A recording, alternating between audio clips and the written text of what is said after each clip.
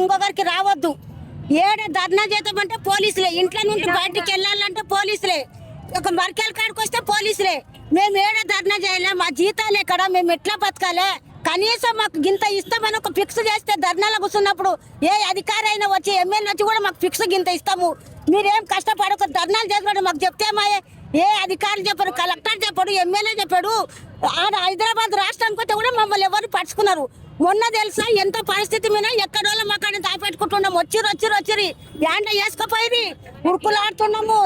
ఒక్కొక్క జిల్లా కాదు, మా పరిస్థితి ఏముంది, మేము ఎట్లా బతకాలి? కనీసం నెల కన్నా జీతం రావాలి కదా, వచ్చే జీతం అన్నా రాకుండా అయింది. 2 నెలలు ఎట్లా బతకాలి?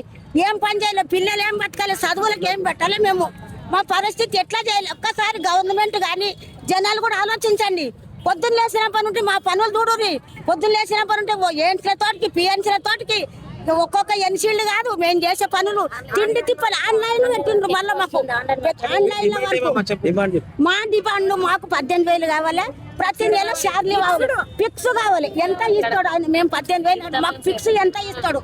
ఫిక్స్ వేతనం గింత ఆశా వర్కర్లకు మీరు ఎన్ని ధర్నా చేయకుర్రి, మీరు ఫిక్స్ ఒకటి నెల జీతం పడేటట్లు చేయాలి. మా పరిస్థితి మాత్రం ఆలోచించాలి.